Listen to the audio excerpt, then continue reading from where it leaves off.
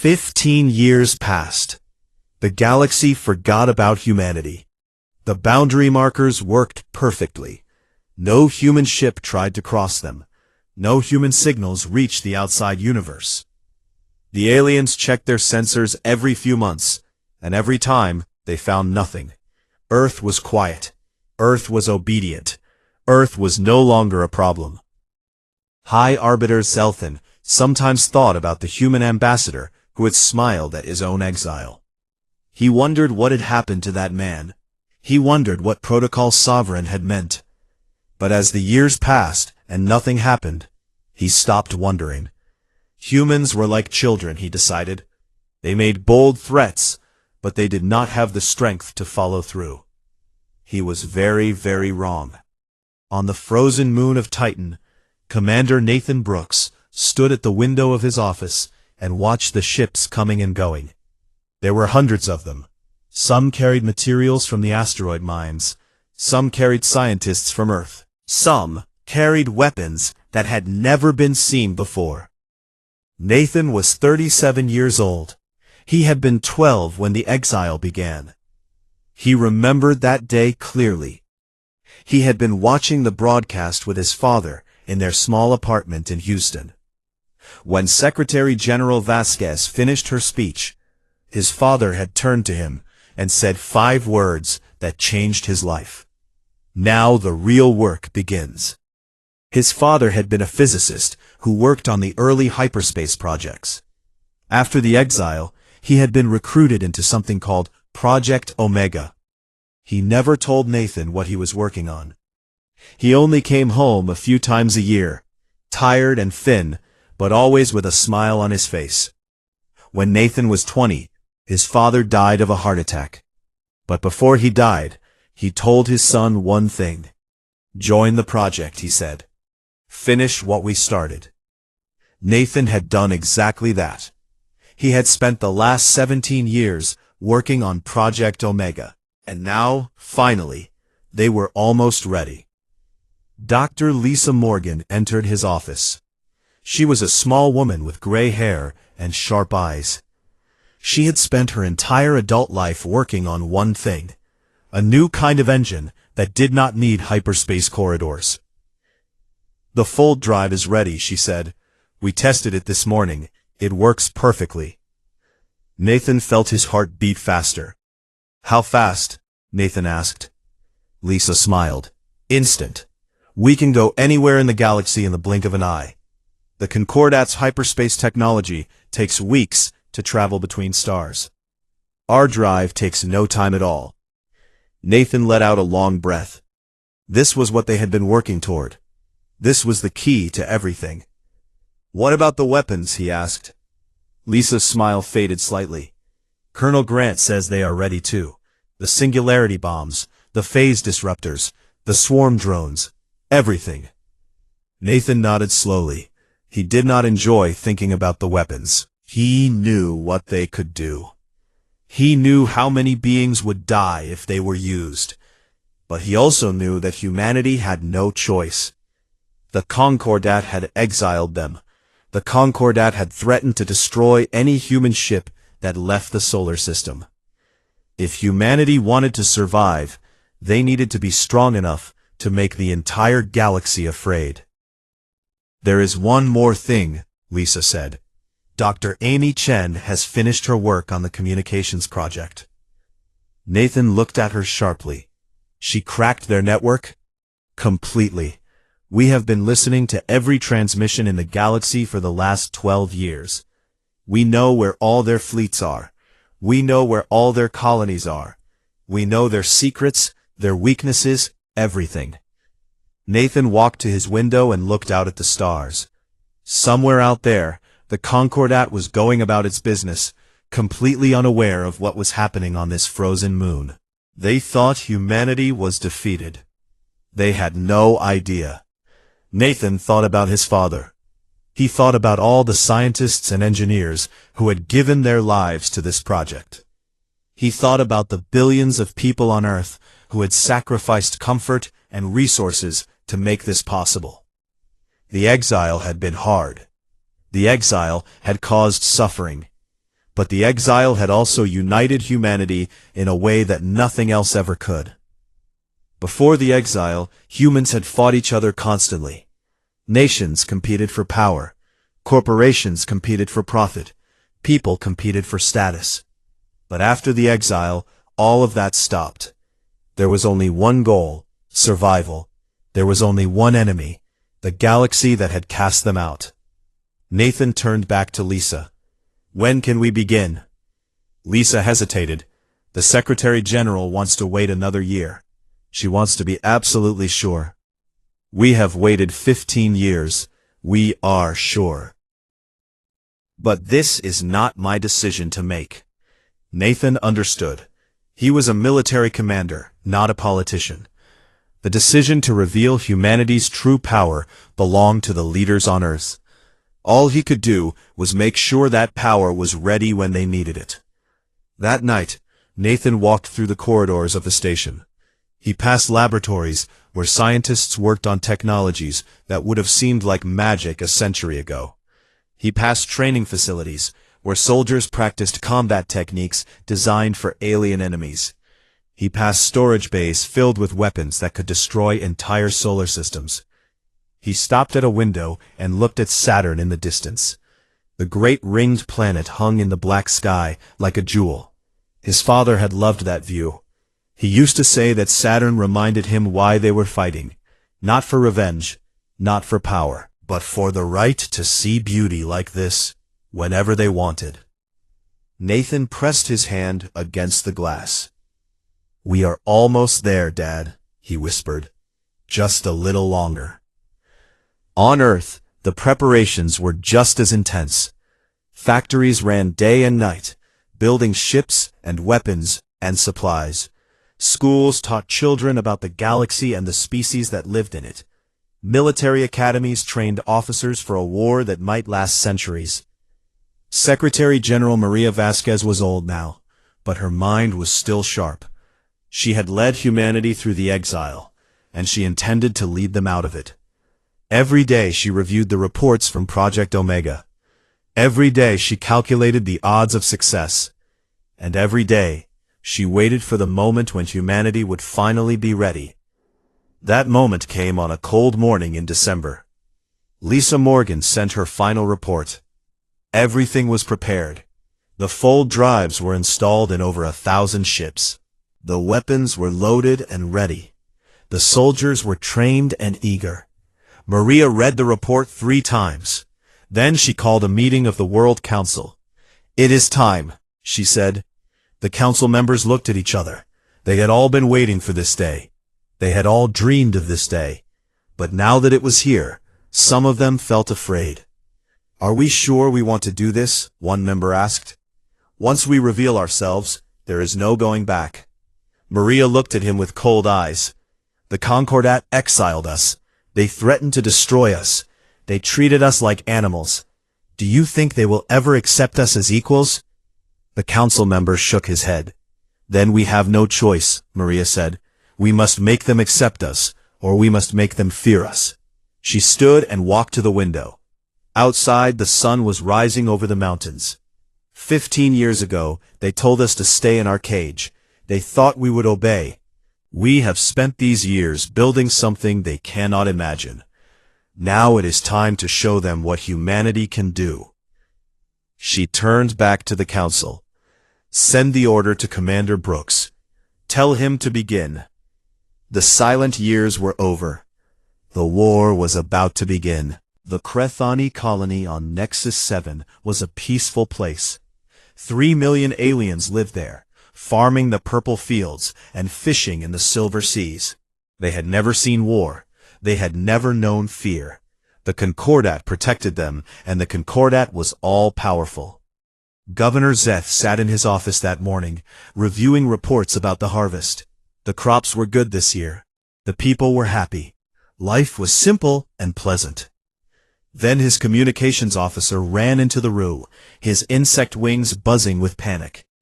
"Governor," the officer said, "ships have appeared in orbit. Many ships. They came from nowhere. Our sensors did not detect them." Zeth felt a chill run through his body. "What kind of ships? Whose ships?" The officer's voice trembled when he answered. Human ships, Governor. The humans have returned. For a moment, Zeth could not speak. This was impossible. The humans were exiled. The humans were trapped in their system. The boundary markers would have stopped them. The Concordat would have been warned. But the Concordat had not been warned. And the humans were here. Zeth ran to the communications center. On the screens, he saw the fleet. There were over 200 ships, each one larger and more advanced than anything he had ever seen. They hung in orbit like predators watching their prey. Contact the Concordat, Zeth ordered. Send an emergency signal immediately. His officers tried. The signal went nowhere. Something was blocking their transmissions. Then a voice came through the speakers. It was a human voice, calm and cold. This is Admiral Victoria Hayes of the Terran Fleet. The world below us now belongs to Earth. You have 1 hour to evacuate. Any vessel that remains after that time will be destroyed. Zeth grabbed the microphone. This is Governor Zeth. You cannot do this. This is a violation of every law in the galaxy. You have no right to be here. There was a pause. Then the human admiral spoke again. We have every right. You took our rights away 15 years ago. Now, we are taking them back. 1 hour, Governor. I suggest you hurry. The transmission ended.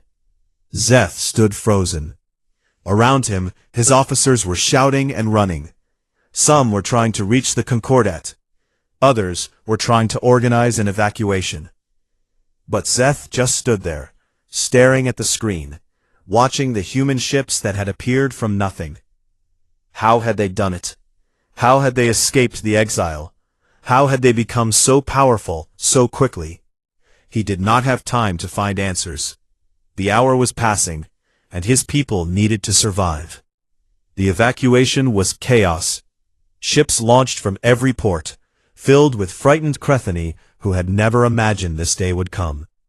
Zeth stayed until the end, making sure as many of his people escaped as possible. When the hour was almost finished, his officers dragged him onto the last transport. As the ship rose into the sky, Zeth looked down at his world. Human vessels were already descending. Soldiers in black armor were landing on the fields he had watched grow. The colony he had built over 30 years was being taken from him in a single morning. He closed his eyes and felt something he had never felt before. Hatred. Pure, burning hatred for the species that had done this. But there was nothing he could do. The humans were too strong. The humans had won. On the carrier Unity, Admiral Victoria Hayes watched the occupation proceed.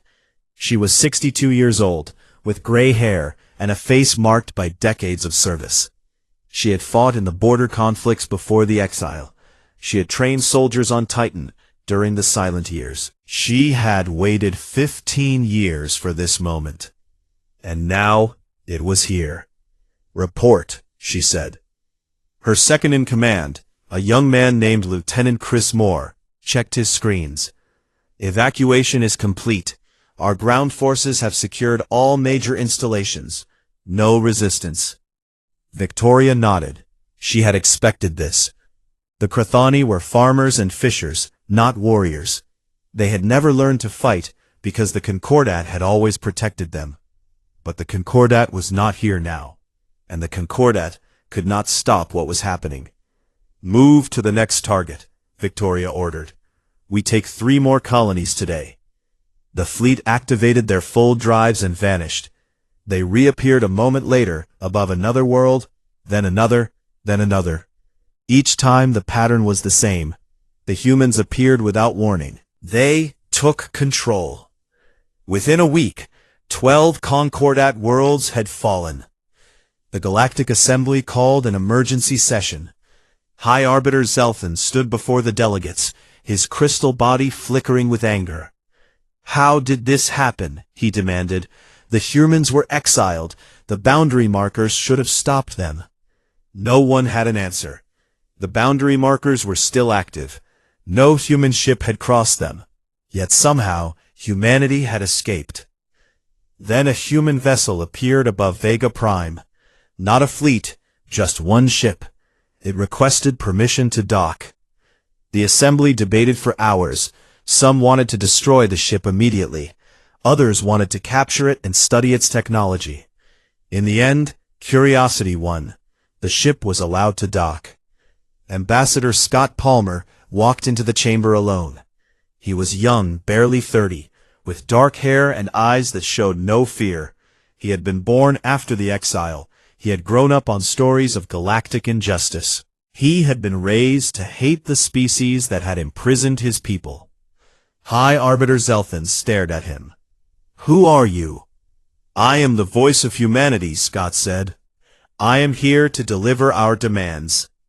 The chamber erupted in angry shouts. Demands? The humans were making demands? This was madness. Scott waited until the noise died down. Then he spoke again. "You exiled us 15 years ago. You thought you were making us weak. You were wrong. You gave us time to grow strong. You gave us a reason to unite. You gave us the motivation to build things you cannot imagine." He touched a device on his wrist. Holographic images appeared in the air. They showed human ships, human weapons, human technology. The aliens stared in disbelief. None of this should have been possible. "Our fold drives allow us to travel anywhere in the galaxy instantly," Scott said. "Your hyperspace corridors are useless against us. Our weapons can destroy stars. We have already demonstrated this. And our sensors have been monitoring every transmission in the galaxy for 12 years. We know everything about you." Zelthan's voice was cold. "What do you want?" Scott smiled. It was the same smile that Daniel Price had shown 15 years ago. "We want obedience," he said. "The Concordat will join the Terran Dominion. All hyperspace corridors will be open to human vessels. All military technology will be shared with us. Any species that refuses will be treated as an enemy." "You cannot be serious," the Krathani delegate shouted. "We are the elder species. We have ruled this galaxy for millions of years. We will not bow to children." Scott's smile disappeared. "Then let me show you what children can do." He pressed another button. The holographic display changed. It showed a star, one of the Concordat's secondary suns. A human vessel approached it. The vessel fired a single missile. It folded in on itself, becoming a black hole that devoured everything around it. 3 inhabited planets, 700 million lives, gone in an instant. The chamber fell silent. Complete, terrible silence. "That was 4 hours ago," Scott said. "We destroyed 3 of your worlds to make a point. If you refuse our demands, we will destroy more, many more." Zelthan's voice shook when he spoke. "You are monsters." Scott shook his head. "No, we are what you made us. You tried to cage us. You tried to break us. You failed. Now you will live with the consequences." He turned and walked toward the exit. "You have 7 days to accept our terms," he said. "Use them wisely." The assembly watched him leave. No one moved. No one spoke. The galaxy had changed forever, and humanity was just getting started. Not every species surrendered. Some chose to fight. The Velthari were proud warriors. They had conquered 100 worlds before joining the Concordat. They had never lost a war in their entire history. When the human demands came, they gathered their entire fleet above their homeworld and prepared for battle. Admiral Victoria Hayes gave them one chance to surrender. They refused. The battle lasted 11 minutes. Human ships appeared from every direction, their full drives allowing them to strike from anywhere at any time. The Velthari fired their weapons, but the human shields absorbed everything. The Velthari tried to retreat, but there was nowhere to go. The human vessels surrounded them like wolves surrounding sheep. When it was over, the Velthari fleet was debris floating in space. 90,000 warriors, the best their species had ever produced, were dead. Victoria looked at the wreckage on her screens. She felt no joy. She felt no satisfaction. She only felt tired. "Send the ground forces," she ordered. "Occupy the planet." General Chris Taylor led the occupation. He was a big man with a scarred face and gentle eyes. He had fought in many battles, but he took no pleasure in killing. War was a tool, he believed, a necessary evil. The goal was not to destroy enemies, but to make them into friends. The Velthari expected cruelty. They expected slavery. They expected the humans to treat them the way they had treated their own conquered people centuries ago. Instead, the humans surprised them. Chris established order quickly. There was no looting. There was no violence against civilians. Human soldiers patrolled the streets, but they did not harm anyone who did not resist. When a group of young Velthari attacked a human patrol, the soldiers captured them instead of killing them. They were put in a rehabilitation center, not a prison. Within weeks, human engineers began rebuilding the damage from the battle. They repaired power stations that had been destroyed. They fixed water systems that had been broken. They brought food and medicine to areas that needed them. The Velthari watched in confusion. This was not how conquerors were supposed to behave. Chris met with the Velthari elders in their ancient council chamber. The elders were old and proud, and they looked at him with hatred in their eyes. "Why do you help us?" one elder asked. "You destroyed our fleet. You killed our warriors. Why do you not simply take what you want and leave us to die?" Chris thought about the question carefully before answering. "Because we do not want enemies," he said. "We want partners. We want allies. We want to build something better than what came before." The elder laughed bitterly. "You speak of partnership, but you came to us with weapons. You threatened us with destruction. How can we trust anything you say?" "You are right to be suspicious," Chris admitted. "We did threaten you. We did destroy your fleet. But that is because you gave us no choice. The Concordat exiled us. The Concordat tried to cage us. We had to show strength, or no one would take us seriously." He leaned forward and looked the elder in the eyes. "But strength alone is not enough. We know this. We learned this from our own history. Empires built on fear always fall. We do not want to fall. So we must build something different. Something based on respect. Something based on mutual benefit." The elder was silent for a long time. Then he asked, "What do you offer us?" Chris smiled. "Everything. Access to human medicine, which can double your lifespan. Access to human technology, which can end poverty on your world. Access to human knowledge, which can solve problems your scientists have struggled with for generations. All we ask in return is loyalty. Not slavery, not worship, just honest partnership." The elder looked at his fellow council members. They whispered among themselves. Finally, he turned back to Chris. "We will watch you," he said. "We will see if your actions match your words. If they do, perhaps there can be peace between us. If they do not, we will resist you until our last breath."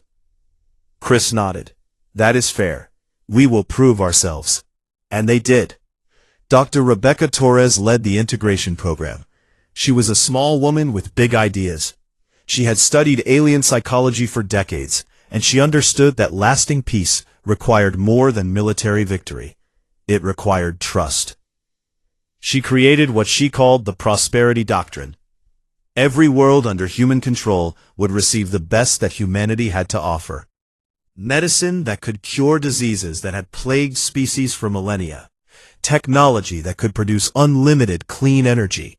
Agricultural techniques that could end hunger forever. The results were dramatic. On Velthar Prime, average lifespans increased by 60% within 5 years. Infant mortality dropped to nearly zero. Economic output tripled. Similar changes happened across the conquered worlds. Species that had resented humanity began to appreciate them. Species that had feared humanity began to respect them. Not everyone was happy, of course. Some aliens remembered the destruction of those 3 worlds and could not forgive. Some believed that humans were simply waiting for the right moment to reveal their true cruelty.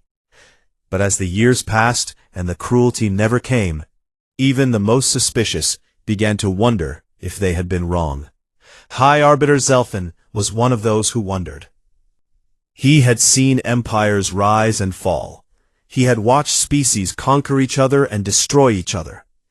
He had always believed that violence was the only true currency of power.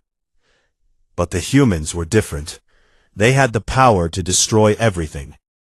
They had shown this clearly, yet they chose to build instead of destroy. They chose to help instead of harm.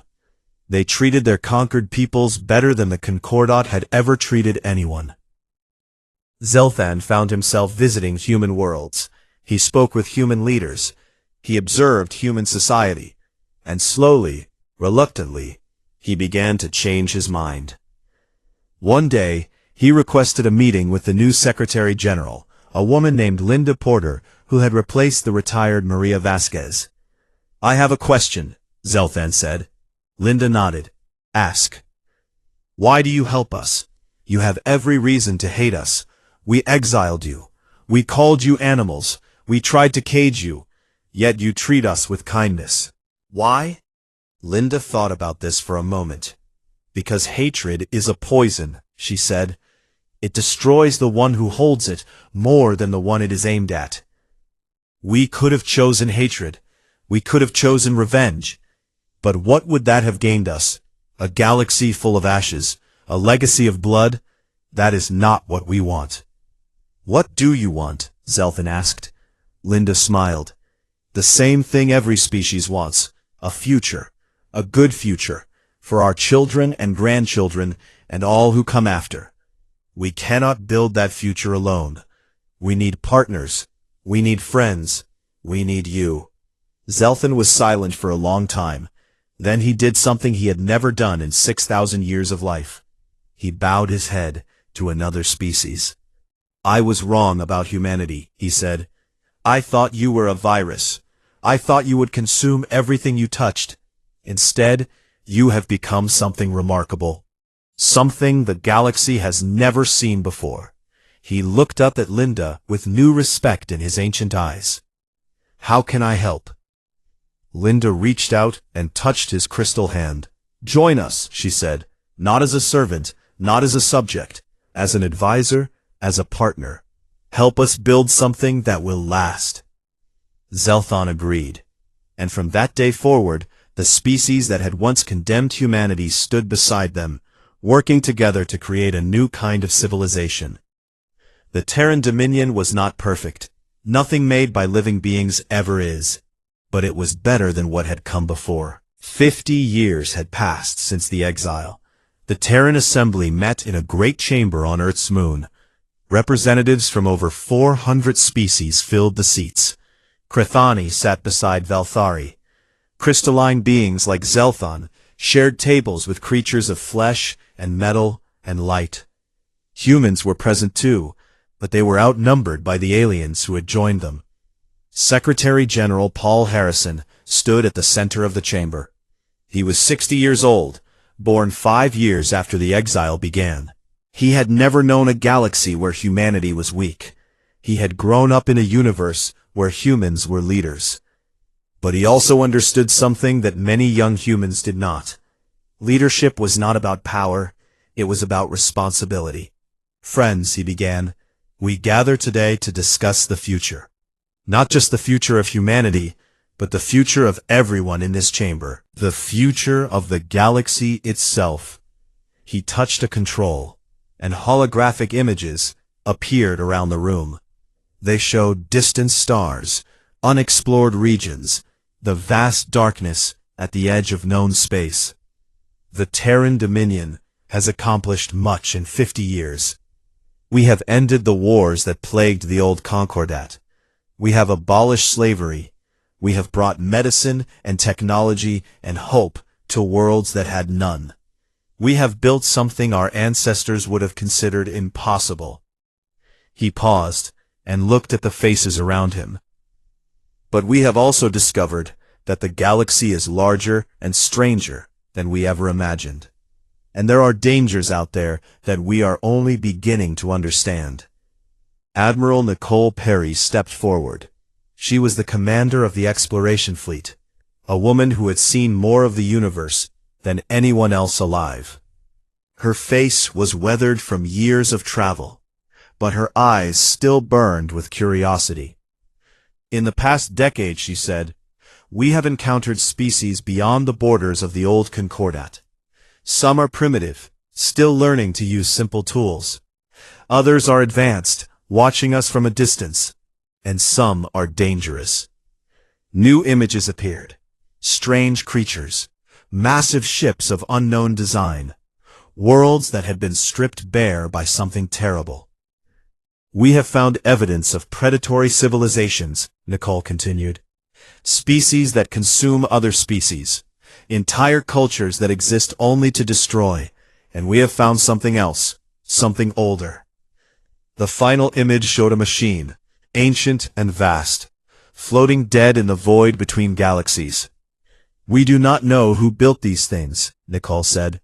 We do not know what happened to them, but they were here millions of years before us. And something killed them. The chamber fell silent. The representatives looked at the images, with fear in their eyes. Paul stepped forward again. This is why we must decide carefully about our future. Do we continue to expand, reaching deeper into the unknown?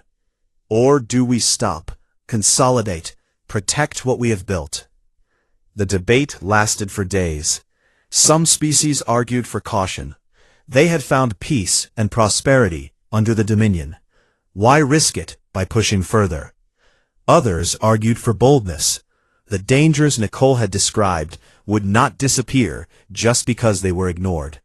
Better to face them now, while the Dominion was strong. In the end, Paul proposed a compromise. We will not seek conquest for its own sake, he said. We will not expand simply to grow larger. But we will not hide from the universe either. We will explore, we will learn, and when danger comes, we will face it together. The proposal passed unanimously. On Earth, in a quiet house in the mountains of what had once been called Vermont, an old man watched the broadcast. Daniel Price was 93 years old. His body was failing, despite the best medicine the Dominion could provide. Some things even humans could not fix, but his mind was still clear, and his memories were sharp. He remembered the Exile like it was yesterday, the cold chamber on Vega Prime, the 12 species looking down at him like judges, High Arbiter Zelthon reading the verdict in his ancient voice. And he remembered the smile he had forced onto his face, the smile that had hidden his terror. His granddaughter Katie sat beside him. She was 30 years old, a captain in the exploration fleet. She was leaving tomorrow for a mission to the far side of the galaxy, a journey that would take her years, even with the fold drives. Grandpa, she said, I want to ask you something. Daniel turned to look at her. She looked so much like her grandmother, who had died 20 years ago. The same strong jaw, the same bright eyes. Ask, he said. When you stood in that chamber, Katie said, when they told you humanity was exiled, were you scared? Daniel was quiet for a long time. He had never answered this question honestly before. He had always pretended to be strong. He had always let people believe he had known what would happen. But he was old now, too old for lies. I was terrified, he said. I had no idea if our plan would work. I had no idea if humanity would survive. All I knew was that I could not let them see my fear. Katie reached out and took his hand. Why not? Because fear is contagious, Daniel said. If I had shown fear, the assembly would have felt powerful. They would have believed they had broken us. And maybe they would have been right. Maybe we would have given up. He squeezed her hand gently. So I smiled instead. I smiled, and I walked out of that chamber, and I prayed that I had not just doomed my entire species. Katie was silent for a moment. Then she asked another question. Do you regret anything? Daniel thought about this. He thought about all the lives lost in the wars that followed. He thought about the 3 worlds that had been destroyed to prove humanity's power. He thought about the suffering and the fear and the hatred that had filled those early years. I regret much, he admitted. We did terrible things to survive, things that haunt me still. But when I look at what we have built, when I see humans and aliens working together, when I watch young people like you preparing to explore the unknown, I think perhaps it was worth it. He looked out the window at the sunset, painting the mountains gold. The Exile was the worst moment in human history, he said. But it was also the moment that made us what we are. It forced us to grow. It forced us to unite. It forced us to become better than we were. He turned back to Katie and smiled. This time, the smile was real. We were told to stay in our cage. We refused. We were told we were weak. We proved them wrong. We were told the galaxy would never accept us. Now the galaxy looks to us for leadership. Katie leaned forward and kissed his forehead. I am proud to be your granddaughter. And I am proud of you, Daniel said. Go see the stars, Katie. See them for all of us. The next morning, Katie boarded her ship. Daniel watched the launch from his window. The vessel rose into the sky, became a point of light, and then vanished as the full drive activated. She was gone, on her way to adventures he could only imagine. Daniel sat back in his chair and closed his eyes. His body was tired. His time was ending, but he felt at peace. Somewhere out there, human ships were pushing into the unknown. Human scientists were solving mysteries that had baffled the galaxy for millions of years. Human soldiers were protecting worlds that had once been enemies. The Concordat had tried to cage humanity. They had tried to break humanity. They had tried to make humanity small and afraid. They had failed. Because that was what humans did. They faced the impossible and refused to surrender. They took punishment and turned it into strength. They fell down and got back up again, over and over, until the universe itself had to respect them. Daniel Price, the last ambassador to the old Concordat, died peacefully in his sleep that night. But humanity lived on, reaching for the stars, forever. The chamber was dark and cold. Daniel Price stood alone in the center of the room. Around him, 12 alien species sat in their high seats, looking down at him like judges at a trial.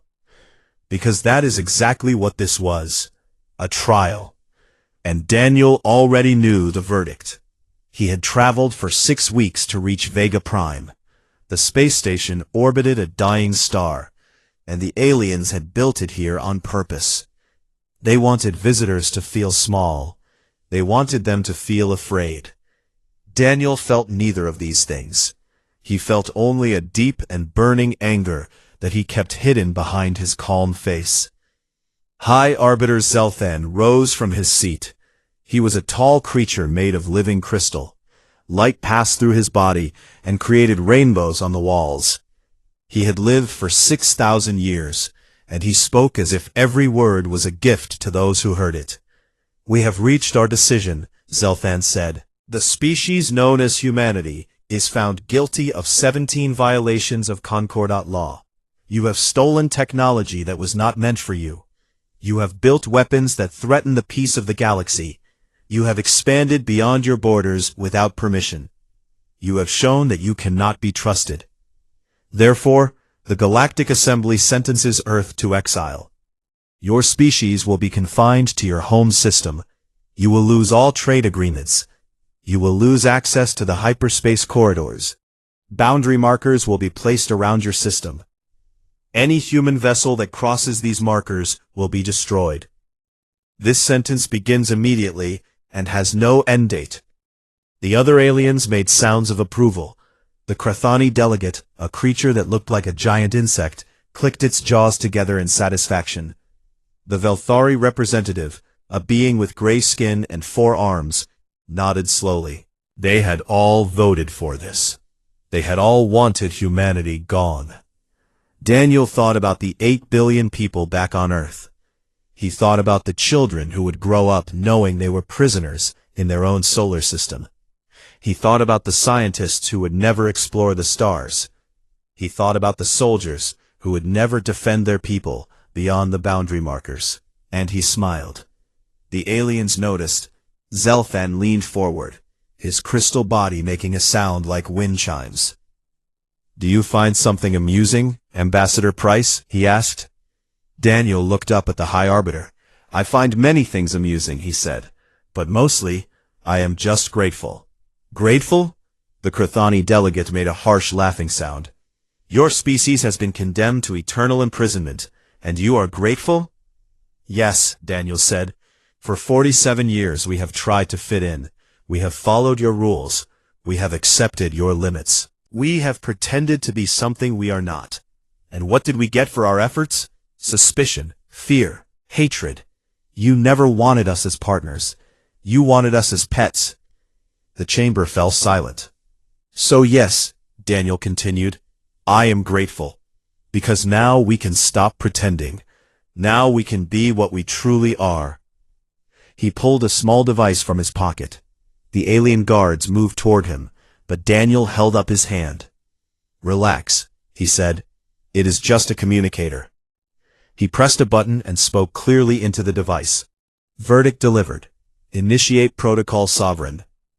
Then he put the device away and looked at the assembly one last time. "Thank you for your 47 years of guidance," he said. "Thank you for the technology you shared with us. We have already made it better. And thank you for this exile. You have given us the greatest gift of all. You have given us a reason to unite." He turned and walked toward the exit. No one tried to stop him. They were too shocked to move. "Ambassador Price," Zelfin called out. "What is Protocol Sovereign?" Daniel stopped at the door. He looked back over his shoulder and smiled again. "You will find out," he said, "in time." Then he was gone. 3 hours later, Daniel boarded his ship. It was the last human vessel allowed to leave the solar system. As the engines powered up, he watched Vega Prime grow smaller through the window. The aliens were already activating the boundary markers. Soon, humanity would be completely cut off from the rest of the galaxy. His communications officer, a young woman named Rachel Torres, approached him. "Sir," she said, "I have Secretary General Vasquez on the line. She wants to know if the plan is still in motion." Daniel nodded. "Tell her yes. Tell her everything goes exactly as we discussed." Rachel hesitated. "Sir, are you sure about this? The exile is real. We will be trapped in our system for who knows how long." Daniel turned to look at her. His eyes were hard, but not unkind. "Rachel," he said, "what do you know about human history?" She thought for a moment. "We have fought many wars. We have made many mistakes." "Yes," Daniel said, "but what else?" Rachel shook her head. She did not understand. "Every time someone tried to destroy us," Daniel said, "we came back stronger. Every time someone told us we could not do something, we did it anyway. The Concordat thinks they are punishing us. They think they are making us weak, but they have made a terrible mistake." "What mistake?" Rachel asked. Daniel smiled. It was not a friendly smile. It was the smile of a man who knew something that others did not. "They have made us angry," he said, "and they have given us time to prepare." On Earth, Secretary General Maria Vasquez stood before the United Nations. The Great Hall was packed with representatives from every nation. Billions of people around the world watched on their screens. Everyone expected tears. Everyone expected despair. Instead, Maria stood tall and spoke with a voice that was calm and strong. "Today," she said, "the Galactic Assembly has exiled humanity. They believe they have defeated us. They believe they have put us in our place. They are wrong." She paused and looked at the cameras. For too long we have been divided. We have fought each other over land, over resources, over ideas. But today, that ends. Today we are no longer Americans or Russians or Chinese or any other nation. Today, we are humans, and we have work to do. The hall erupted in applause. People stood and cheered. For the first time in history, every nation on Earth was united in a single purpose. The exile had begun, but so had something else. Something the galaxy would never forget. In the darkness of space, the boundary markers glowed red, keeping humanity trapped inside their tiny corner of the universe. The aliens watched and waited, expecting silence. They did not know what was coming. They had no idea what they had done.